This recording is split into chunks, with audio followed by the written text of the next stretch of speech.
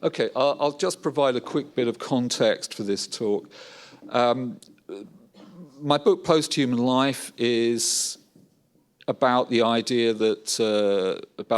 of us humans being succeeded by some kind of non-human form of life, and the philosophical questions it opens are really about the kinds of constraints that we have for thinking about such post-human forms of life. You know, what kind of predictions, what kind of a priori assumptions can we make about the deep technological future. This talk is an attempt to tackle some of the questions that remain from the book, and in particular, what is the role of the aesthetic, what is the role of art in thinking about the post-human, and in a sense informing the intelligibility of the idea of the post-human, because one of the arguments I make in the book is that actually our epistemological framework for understanding the deep future is very austere, it's very minimal. And that is, in a sense, the problem I'm trying to address here through a reading of three texts, work by J.G. Ballard, Ray Brassier, the philosopher, and David Cronenberg's Videodrome. Okay, part one, Ontological Catastrophe, Ballard and Brassier. Traven, lost within the blocks. With the exhaustion of his supplies, Traven remained within the perimeter of the blocks almost continuously, conserving what strength remained to him to walk slowly down their empty corridors. The infection in his right foot made it difficult for him to replenish his supplies from the stores left by the biologists, and as his strength ebbed, he found progressively less incentive to make his way out of the blocks. In J.G. Ballard's The Terminal Beach, an ex-military airman wanders Eniwetok Atoll, a former US nuclear test site dubbed the nuclear trash can of the Pacific. Malnourished and delusional, he is haunted by intimations of World War III and tracked across its concrete desert by his dead wife and child, victims of a fatal car crash. There is no psychological pretext or reason for Traven's presence on the atoll. The narrative is unconcerned with motivation or history, which only breaks its surface in fragments, an opening reminiscence about his birthplace in Dakar, images of night bombing raids on Japan, a reference to Auschwitz, the vigilant ghosts of Traven's family. His existence is now equivalent to his exploration of this synthetic landscape. To quote Ballard, the system of megaliths now provided a complete substitute for those functions of his mind which gave to it its sense of the sustained rational order of time and space. Without them, his awareness of reality shrank to little more than the few square inches of sand beneath his feet, unquote. Traven, in a sense, has become his traversal of the island. What passes for his world is simply the unity of his disparate encounters there. The island is thus a function of temporal synthesis or time binding. As Ballard writes again, if primitive man felt the need to assimilate events in the external world to his own psyche, 20th century man has reversed this process. By this Cartesian yardstick, the island at least existed in a sense true of few other places, unquote. The reduction of Eniwetok to these obsessive circumlocutions is Ballard's aberrant version of the philosophical position that the speculative realist philosopher Quentin Meillassoux calls correlationism. Correlationism gets its initial formulation in Kant's claim that concepts cannot be dogmatically assumed to hook onto a mind-independent world, a world outside the mind, but instead cook connections between experiences or judgments. Correlationism holds, Meillassoux writes, that we only ever have access to the correlation between thinking and being, and never to either term considered apart from the other, unquote. Miéville describes Kant as a weak correlationist, however, because a non-correlated thing in itself remains conceivable in his philosophy, even if unknowable. Subsequent strong correlationisms, such as Husserl's phenomenology or Hilary Putnam's internal realism, view the very idea of a mind-independent or absolute reality as incoherent. The mind can only understand the relationship forged by its own synthetic activity. It can't, in a sense, get to a world that's absolute or independent of the mind. For Miéville, strong correlation marks a profound failure of metaphysical nerve, locking philosophy into a closeted reflection upon human experience, which struggles to make sense of the inhuman vistas revealed by mathematical natural science. Ballard's writing is likewise forgetful both of the cosmic great outdoors explored by traditional science fiction writers and the narrowly personal horizons of literary realism. In the 1995 introduction to his novel Crash, Ballard suggests that the inner life of traditional literature has become preempted by mediated lifestyles and identities. There are no longer true or authentic needs when we are free, as Ballard writes, to play games with our own psychopathologies. As Jean Baudrillard points out in his essay on Crash in Simulacra and Simulations, there is no more perversion in Ballard's universe, no yardstick to measure the pathology of our sexual aims. A correlationist analysis of our mediascape is justified then because the social has already acquired the consistency of a dream. Ballard explores a post-human topos where the elaborately signalled landscapes of motorways and airport termini, the launch gantries in Cape Canaveral, are all metaphorical bindings to the future. Their matter or proper function is irrelevant. Post-human desire is correlated with technique, while technological systems form the crucible of our time-filled unconscious. This cyborgian desire can be revealed in fetishistic enjoyment. In Crash, the central protagonist, James Ballard, observes Gabrielle, a recovering crash victim, finding affinities between her damaged body, sleeved in its enticing orthopedic exoskeleton, and the display vehicles at the Earl's Court Motor Show. However, the true sexuality of the novel pivots around the terminal metaphor of its title. Vaughan, the self-appointed ideologist of its cyborg world, dreams of dying in a car crash with Elizabeth Taylor, remarking that this, quote, unique vehicle collision would transform all our dreams and fantasies, unquote. The actual collision with which the novel opens is pathetically Vaughan's one true accident. His car misses Taylor's limousine, careening into an airline bus below the London airport flyover. Vaughan's poor aim, however, fuels the novel's fatal machinery.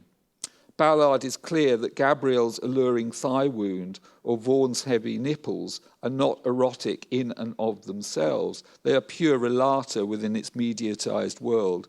It is being in relation to that is of erotic interest. Early in the novel, Ballard's sexual reveries are occupied by the dulled aluminium and areas of imitation wood laminates of airport buildings, or the coincidence, quote, of a, quote, contoured lighting system and the bald head of a mezzanine bartender. These are then substituted by a savage inventory of overkill bodies, the over-white concrete of an evening embankment, ruptured genitalia, luminous drifts of safety glass, copulating bodies sheathed in glass, metal and vinyl, skin incised by underwear or chromium manufacturer's medallions, all erotically interchangeable. There's no ruling metaphor for these functions beyond the one sex death we know can never happen. Everything can be concatenated with anything because the event these couplings allude to is a dream of unmediated presence beyond the flat multiple of the world. Towards the end of the terminal beach, Traven discovers the corpse of a Japanese doctor tucked in a limestone crevice at the edge of a vast bunker complex. The corpse tells him that the island is an ontological Eden, which can free him, quote, of the hazards of time and space, unquote, if he accepts the plurality of the universe. But acceptance is no solution to the potent yet empty time of the bunkers.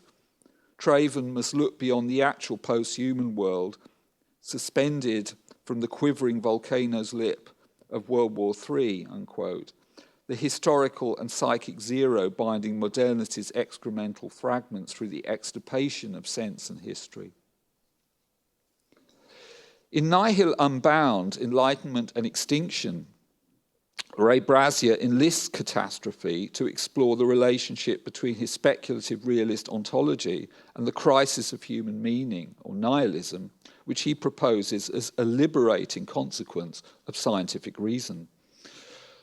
The catastrophe is the extinction of matter following the heat death of the universe, when even nucleonic particles will decay in a shower of gravitons, and to quote Brassier, only an implacable gravitational expansion will continue, pushing the extinguished universe into unfathomable darkness, unquote.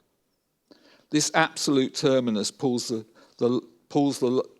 curtain down on Brassier's dark vision of enlightenment. It marks the point at which the scientific will to know discovers life and thought to be deflections on the path to extinction. It supposedly marks an event for thought that could never be correlated for thought, since embodiment and intelligence will have long ceased before the final asymptopia. Brassier's catastrophe is thus a transcendental event that he claims forces us to consider radically asubjective and anti-vital, anti-life conditions for objectivity and truth.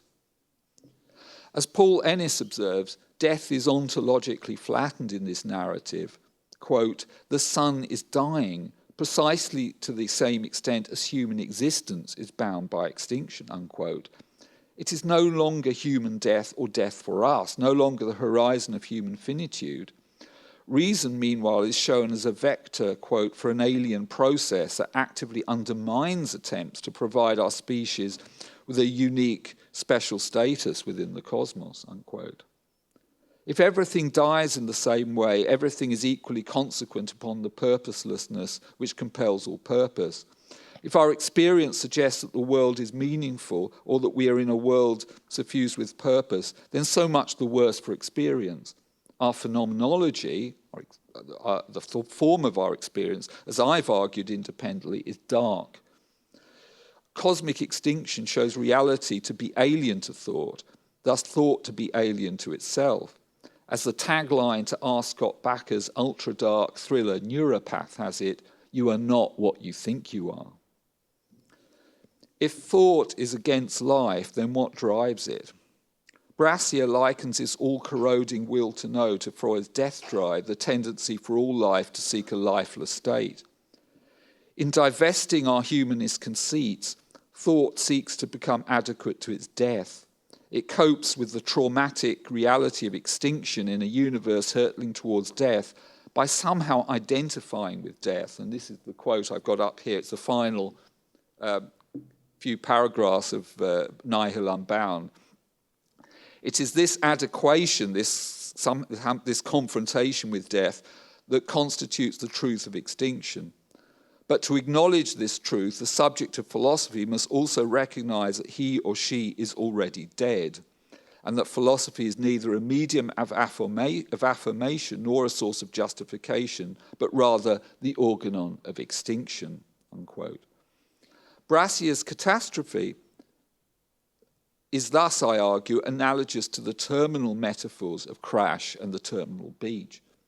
Ballard's ontological catastrophe lacks all positive qualities beyond the excision of sex death, the zero promise ratifying our abrasive sexualities. For Brassier, the zero is the real determining knowledge of itself from outside the relationship between thought and object, even outside time. The thing comes to know itself as thing. Yet learning I am dead or selfless cannot make me any deader. Extinction through the medium of thought is thus not the spatio-temporal extinction of the asymptotic universe. If knowledge seeks death, it misses its target, just as Vaughan misses his appointment with the actress. Both events are strictly impossible. Brakke will articulate a somewhat more tenable itinerary for the dead subject, though, as we shall see. But this substitutes an encounter with the strictly unthinkable for the impossible. Both formulations imply an alien drive to encounter the dark side of our phenomenology. But who or what is in the driver's seat? Part 2, New Flesh Disconnect. My first viewing of David Cronenberg's Videodrome was shattering. I was upended by its dislocated narrative rather than the body horror of its denouement, where image extrudes into realities, body explodes or form erogenous control surfaces. I could not see how this unreality grew from the film it initially seemed to be, a paranoid thriller unconventionally crossed with a sadomasochistic romance involving Max, a director of a cable TV station specializing in soft porn, played by James Woods, and a masochistic radio psychiatrist, Nikki Brand, played by Blondie's Debbie Harry. My psychotic blip, I think, was aptly mimetic of the ontological catastrophe depicted in Videodrome. The Videodrome of the title is a snuff TV signal which causes brain cancers and reality-warping hallucinations. Retrospectively, it's easy to see that Videodrome, however, is never realist. Its cinematic world is potent with disaster from the first. This is evident in the early scene where Max and Nikki meet on a television panel show hosted by Rena King. The topic is sex and violence on television. Rena challenges Max to justify the erotic content of his station, and he responds that it's a harmless outlet for his subscribers, a defense which seems to draw the interest of the third guest, media prophet Professor Brian Oblivion. Oblivion replicates an exaggerated version of this posthumanist ontology in video monologues curated by his daughter, and here he is on a video monitor. She later tells Max that he invented the Videodrome signal to facilitate, quote, our evolution as a technological animal, unquote. And in a reveal that might have inspired the young Brakke, we learn that the professor was quietly killed by fascists hoping to use Videodrome to purify North America. Rena's guest, then, is only a recording from Bianca's video vault. Still, Oblivion responds, or seems to respond, as Max speaks. He turns in his baronial chair, stroking his pencil moustache. When Rena asks him about the effects of erotic TV, he again returns a glance from the monitor. The content of the interview scene is less important than its formal erosion of the cues or frames distinguishing the real from its electronic simulacra. Cronenberg's cinematic world will later deliquesce like old film stock, reforming as new flesh, infinitely plastic, deliriously non-compliant. Like Brakke's extinction, Cronenberg's catastrophe has already taken place. This deframing is reiterated in the famous gun scene in Max's apartment. Max is watching a recording of Oblivion stating that the video induced cancers are new organs of perception. And this is a quote from the Oblivion's video monologue. I think that it is not really a tumor, not an uncontrolled, undirected little bubbling part of flesh, but that it is, in fact, a new organ, a new part of the brain. I think that massive doses of Videodrome signal will ultimately create a new outgrowth of the human brain, which will produce and control hallucinations to the point that it will change human reality. After all, there is nothing real outside our perception of reality, is there? You can see that, can't you? At this, Oblivion's face fills the screen, completely erasing the partition between the virtual and the real image. There's a virtual shot, then there's a reverse shot of Max's face and naked torso. He has been openly stroking a sore patch on his abdomen with a gun, which has now opened into a wetly dilating vaginal slit that will double later as his data port. Max is becoming the incarnation of the new flesh. And this brings us to Debbie Harry's Nikki. During Oblivion's video monologue on the Roden and King show, Max asks her out. Back at his apartment, Nikki looks through his video collections for porno to get her in the mood. She picks up the Videodrome tape. Max tells her that it's a constant round of torture and murder, as he says, it ain't exactly sex, unquote.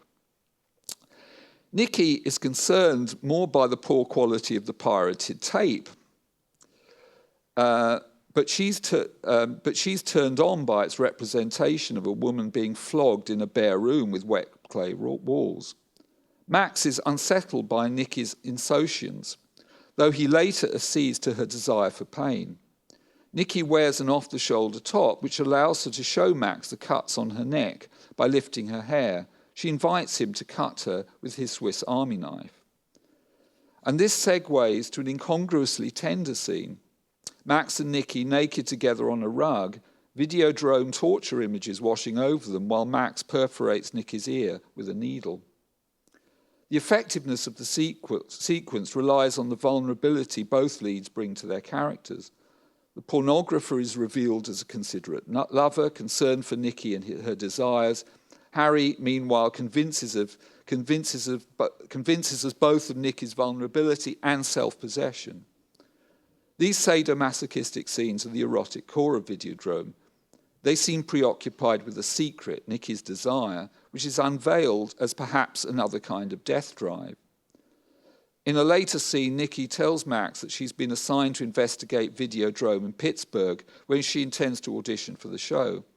When he warns her that its owners play rough, quote, rougher than even Nikki Brown wants to play, unquote, she asks him for a lighted cigarette, with which she burns her left breast.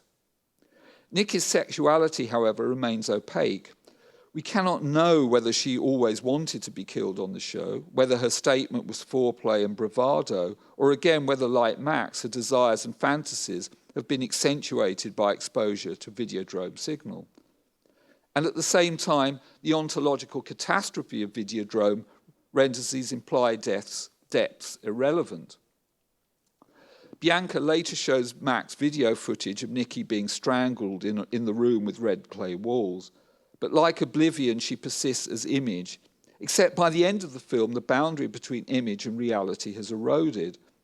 As Nikki's video avatar tells Max near its end, she has learned through Videodrome that, quote, death is not the end, unquote. Videodrome does not allow Nikki, or perhaps anyone, to die. Instead, she is co-opted as a kind of muse for the new flesh. Max first hallucinates her in this form as a hooded torturer after showing her garroting Oblivion in a coda to one of his video logs. The television tumesces with black veins like an auxiliary sexual organ from one of James Ballard's machinic reveries. The scene ends with enormous video lips.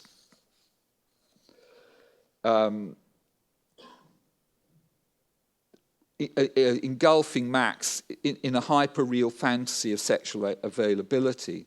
And the erotic ambivalence of desire is lost. It's, in a sense, become the whole ontology of the film has become pure pornography.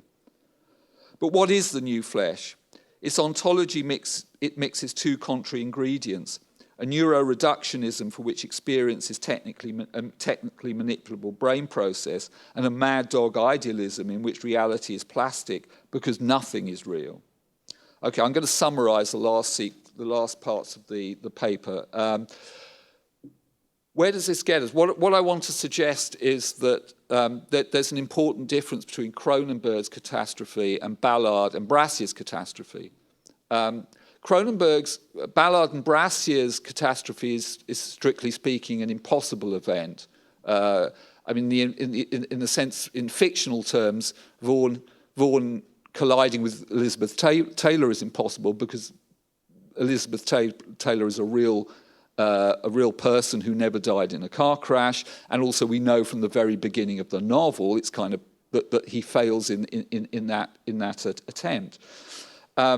So it's able to kind of structure the whole kind of metaphorical system of desire in the novel. By the same token, Brassier's the encounter with death is impossible, or the encounter of reason with death is impossible for, in a sense, it's overdetermined. As I said, you can't discover that if you're already dead, then discovering you're dead won't make you any deader. And in any case, Brassier is committed to the claim that thought cannot correlate with reality. Reality is, in a sense, absolutely transcendent, absolutely outside thought. However, Cronenberg's Catastrophe, albeit confusing and confused, because, as I said, it combines both idealism and a sort of neuroreductionism, is a catastrophe not of a dead, of a reality that's dead, but a reality that's too alive. That's as to coin a term that I use in my book, hyperplastic. What do I mean by hyperplasticity? Well, I think the term hyperplastic can be made a little more rigorous if we move into a kind of philosophical domain. Let's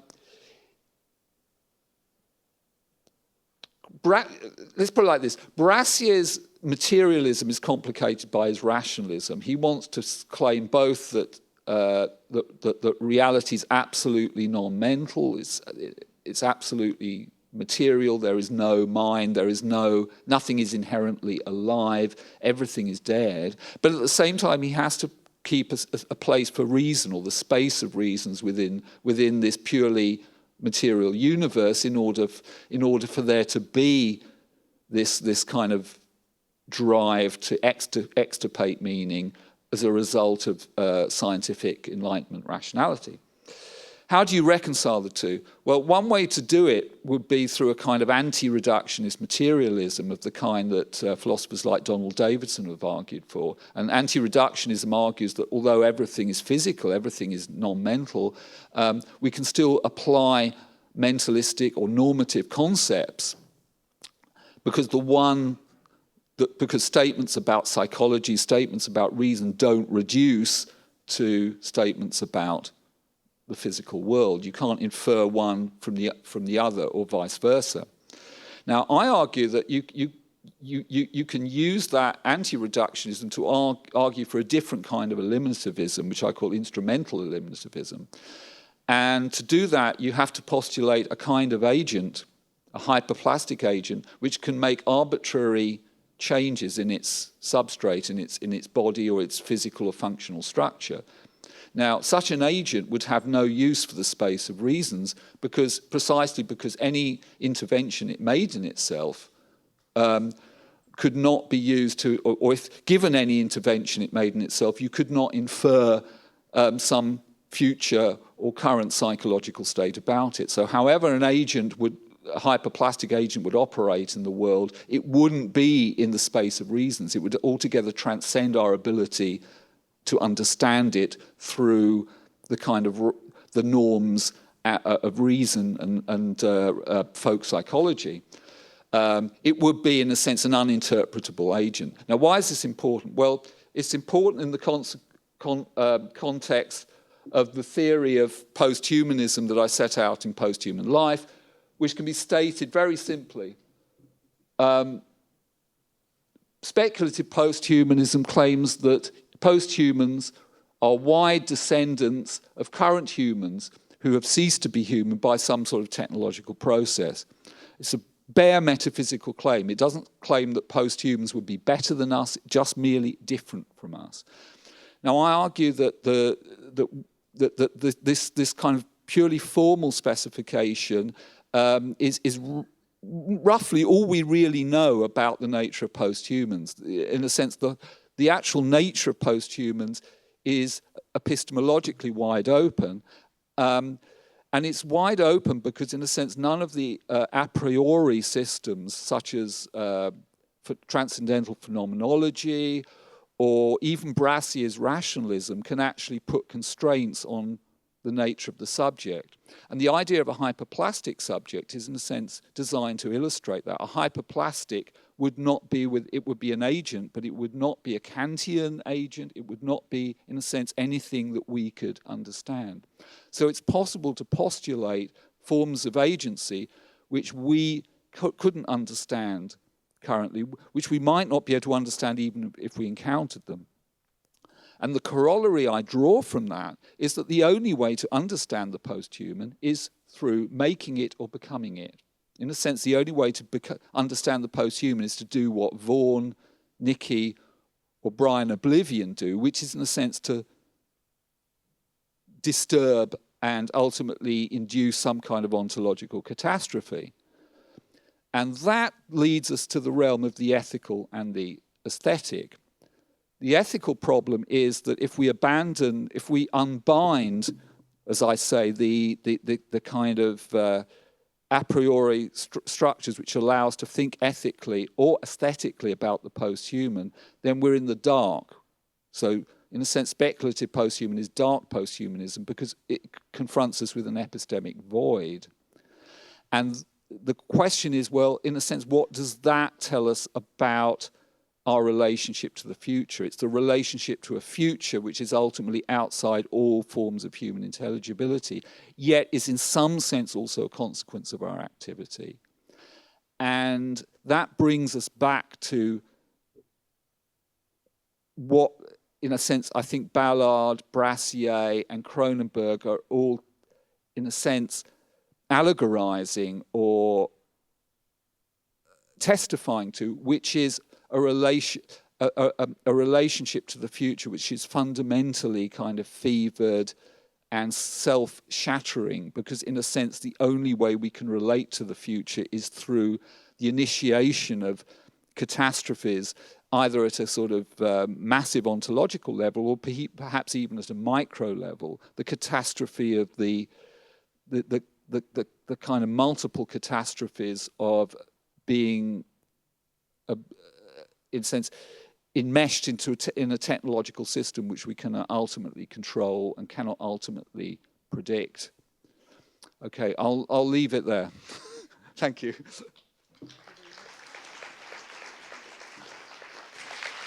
Thank you very much, David Roden, for this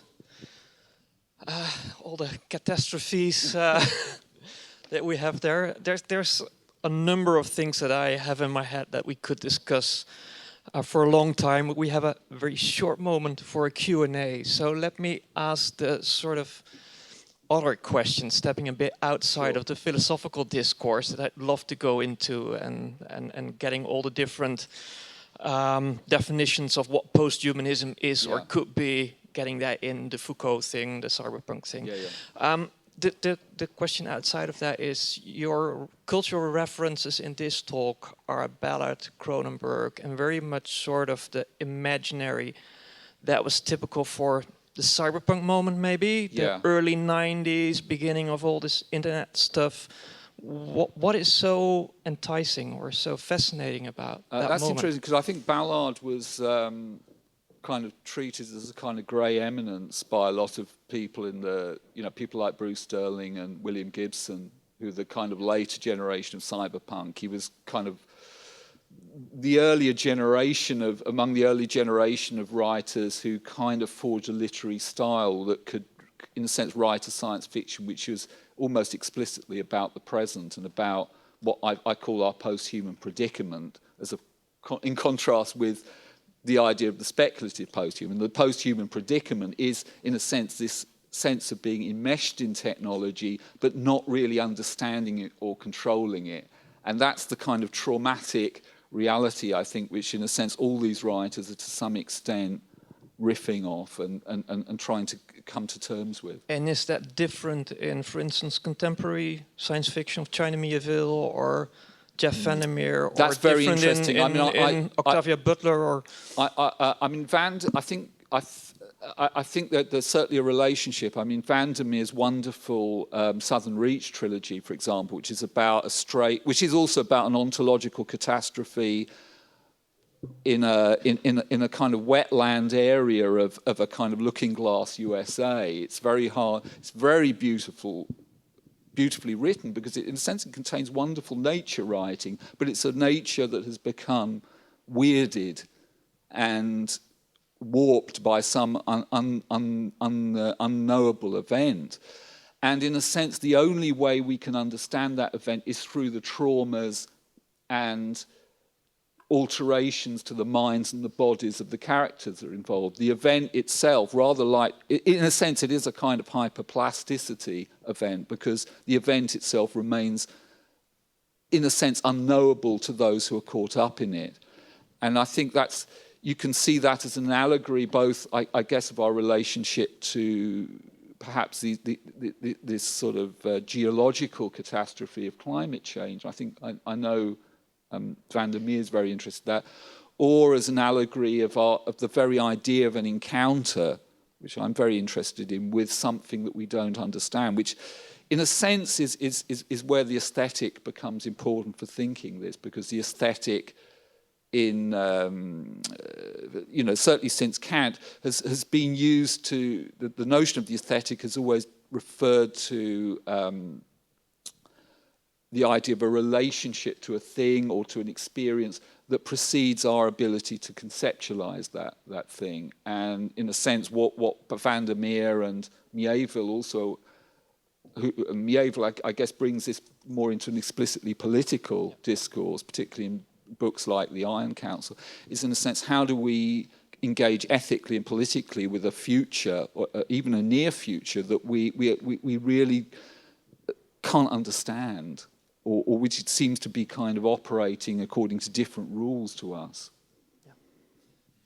We have time for one short question from the audience, if there is someone who wants to ask. Otherwise, Lisbeth will introduce Sarah Watmore. Okay. Thank you.